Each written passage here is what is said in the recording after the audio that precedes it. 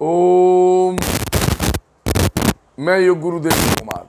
दोस्तों, हमारे सनातन धर्म में जो पुनर्जन्म की बात कही गई है वो बिल्कुल अच्छा है, बिल्कुल सत्य है।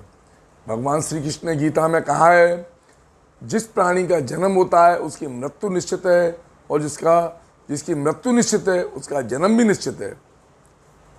तो दोस्तों, यहाँ हम एक कहानी के साथ एक पुनर्जन्म की कहानी, इसमें एक लखनऊ का रईस मुसलमान जिसका एक मेरठ में एक अग्रवाल परिवार के यहाँ जन्म होता है, उसके विषय में एक चर्चा है।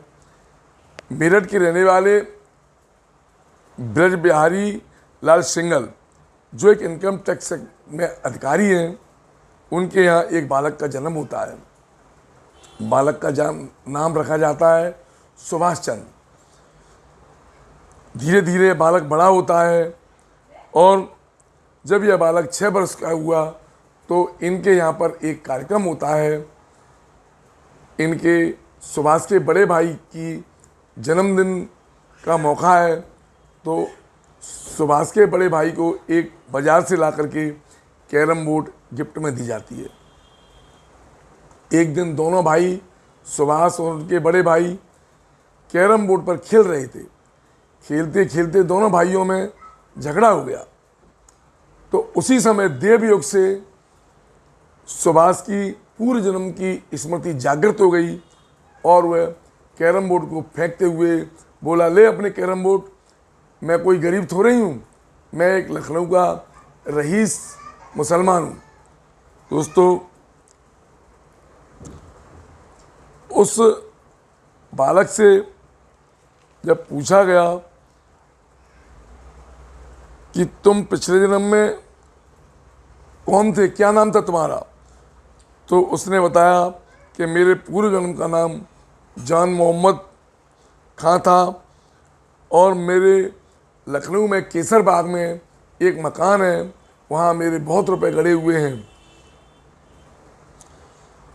दोस्तों, उस बालक ने आगे बताया कि उसके ससुर एक बहुत ही रईस मालदार व्यक्ति थे, उनके लड़कियां थीं, तो उन्होंने मुझे सब कुछ मेरे नाम में कर दिया। मेरे ससुर का नाम दिलावर खान था, मेरी बेगम का नाम सफ़िया खानम था। वो बहुत ही खूबसूरत थीं, और मेरे 2 बेटे और 2 बेटियां थीं। उन दोनों बेटे मेरे उस्मानिया यूनिवर्सिटी हैदराबाद में पढ़ते थे, और मेरी एक बेटी इलाहाबाद में ब्याही थी, और एक बेटी लखनऊ में ब्याही थी। एक दिन बालक सुभाष ने अपनी माँ से कहा, माँ आज अलविदा जुम्मा है। परिवार के लोग सभी आश्चर्य में पड़ गए कि इस बच्चे को कैसे मालूम है। वह बालक नमाज की तरह ही कपड़ा बिछा करके नमाज पढ़ने जैसी हरकतें किया करता था। जब उससे पूछा गया कि तुम्हारी मृत्यु कैसे हुई, तो उसने बताया कि वह अपने कोठी के 3रे मंजिल पर छत पर टहल रहा था। उसी समय एक बंदर ने उस पर हमला कर दिया, और वो धड़ाम से अपनी 3री मंजिल की कोठी से नीचे आके गिर गया, और उसकी मृत्यु हो गई। दोस्तों, वह बालक जब छोटा था तो किसी बुरके वाली महिला को देख करके उसमें वह कहता था कि यह साफिया खान है। तो वह बालक अब आगे जाकर के देखने का प्रयास करता, और निराश होकर के वापस आ जाता था। दोस्तों,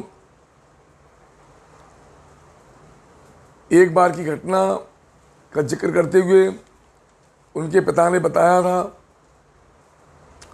कि वह अपनी बेगम साफिया खानम के लिए पत्र लिखवाता था नौकर से, और वो उसको झूठ मूठ पत्र लिख करके उसको पोस्ट में डालने के लिए कहता था।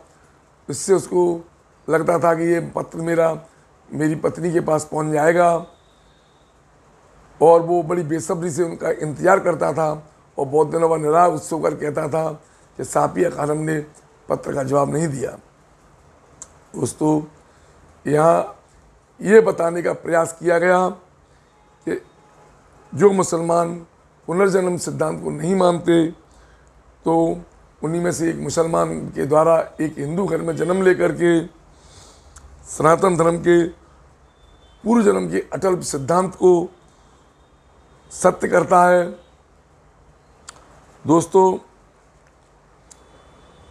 इस तरीके से ये पुनर्जन्म की कहानी हमें बताती है कि जन्म मृत्यु का चक्र सत्य और अटल है, जो हमारे सनातन धर्म में बताया गया है। ऐसी कहानी के लिए दोस्तों दिव्य जीवन चैनल को सब्सक्राइब करें और आगे से लाइक करें और इसको शेयर करें, जिससे अन्य लोगों को मालूम हो ये पूर्णतः सत्य घटना है। दोस्तों, दिव्य जीवन चैनल पर कोई भी मनगढ़ंत किसी तरह की कहानी नहीं बताई जाती। ये शास्त्रीय या साइंटिफिक बात ही इस दिव्य जीवन चैनल पर बताई जाती है। जय श्री राम, जय हिंद दोस्तों।